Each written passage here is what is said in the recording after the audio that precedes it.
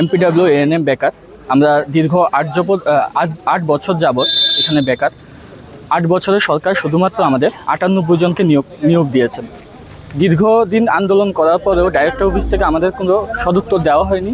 মুখ্যমন্ত্রীর সাথে বারবার দেখা করার চেষ্টা করলেও আমরা তা পাইনি। তাই বাধ্য হয়ে আজকে আমরা এখানে উপস্থিত হয়েছি। কারণ আপনারা দেখবেন এখানে বিভিন্ন সাবসেন্টার এখানে বন্ধ রয়েছে, বিভিন্ন সাবসেন্টার এখানে বন্ধ। এই দেখতে পাচ্ছেন বিভিন্ন সাবসেন্টারগুলি এখানে বন্ধ, কিন্তু সরকার নিয়োগ করছে না। তাই আমরা আজকে বাধ্য হয়ে এখানে উপস্থিত হয়েছি। আমাদের অতি শীঘ্রই ১২০০ শূন্যপদে নিয়োগের দাবিতে আমরা এখানে উপস্থিত হয়েছি।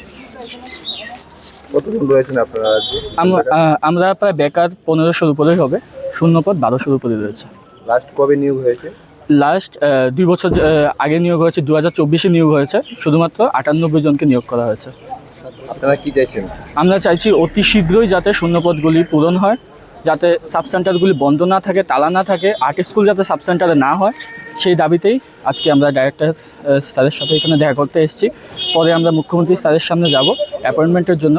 এই আশা নিয়ে যাব যে অ্যাপয়েন্টমেন্ট আমরা পাবোই না, কারণ বহুবার চেষ্টা করেও আমরা পাইনি। তাই এবারও আমরা আশা রাখবো না যে আমরা অ্যাপয়েন্টমেন্ট পাবো, তবুও আমরা জমা দেবো।